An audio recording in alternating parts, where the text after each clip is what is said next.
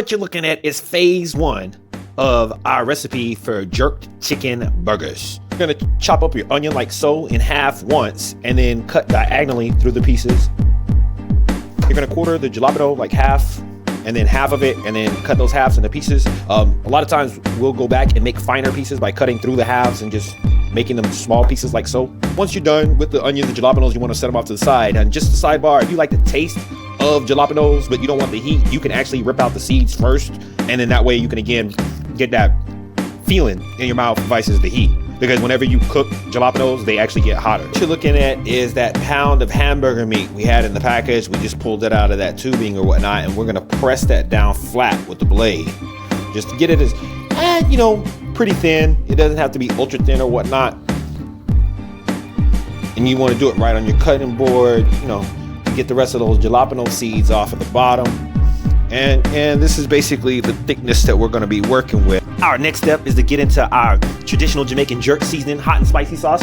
We're just going to get in there with the spoon real quick, nothing crazy, and dab it on like so across the hamburger meat. Just basically kind of sort of in the center. Doesn't really matter because you're going to smooth it down in a second here. And just remember, the more you put in it, the more it's going to blend into the rest of the meat. We're just going to smooth it out over the face of this meat right here. And again, this would have probably been a little better to do in the bowl proper, so for blending purposes, but we're going to make do because we're going to get to use the bowl in a second anyway. Then once you have it evenly spread out, you're just going to grab it and fold it on itself. Then come over to the other end, fold it on itself. That last little bit there that's trying to be stubborn, not cooperate, not to worry. And this corner too.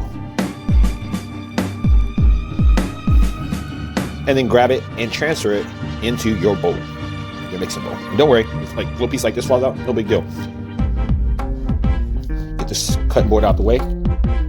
I'll rinse that off in a second. But then you're just gonna get in there and just pretty much fold it on itself and keep folding it on itself until you can't really see any more of that jerk sauce as apparent as it is, because it's going to blend into the meat. Once you get it all blended in, you'll notice that it's pretty much pink. You might be seeing a little brown in there from that green looking sauce. At this point, you got a couple of options. If you're going to bake it like we're going to, you want to go ahead and turn on your oven right now to preheat it at 350 degrees Fahrenheit. If you're dealing with Celsius, get a converter. They're online, no big deal. Secondly, if you're going to fry it though, a great deal of people that are still eating eggs, you'll beat an egg for every pound of hamburger meat and then blend that in next. But we're going to forego the egg since again, we're baking it.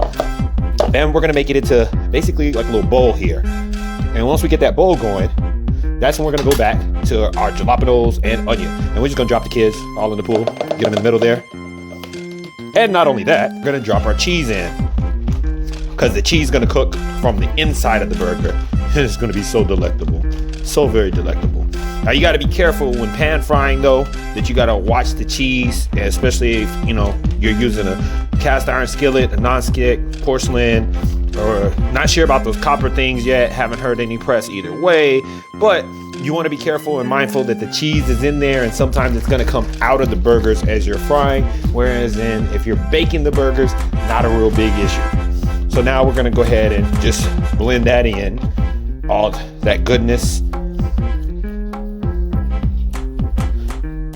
As we mentioned, we're gonna bake it. We know foil's bad for you. If you have wax paper is an alternative, because right now what we have is a 2-tier system. You see the holes in it, so that way it drains the grease down into the bottom, into the trap. Right. So we're gonna make 2 balls, one here, and then flatten them out into patty shapes. There's the ball 1 and ball 2 of meat, and then just gonna gently push it down where it's going to get that circular shape of a burger. And don't worry about them touching, because they'll split up after the fact. Now remember, this is a pound of beef, so it's a half pound. It's going to be real thick. So if you're baking it, it's going to take a little longer, about 45 minutes. And if you're frying it, you're of course going to want to get the sides looking right, and then turn down the heat. You're going to fry it to get that meat set and get that proper color on the outside on one side. Flip it over, get that same color, and then take it off of medium heat down to a low, so that way it can cook through, and unless you want your burger mooing at you or whatnot. Naturally, you can dress your burgers however you want to. The pickles aren't just for show or whatever. We don't do garnish around here. We could have toasted the bread, not really that serious, or whatever. Especially when you're baking, it gives you time to clean up in the interim. And we're just gonna load these bad boys up like so.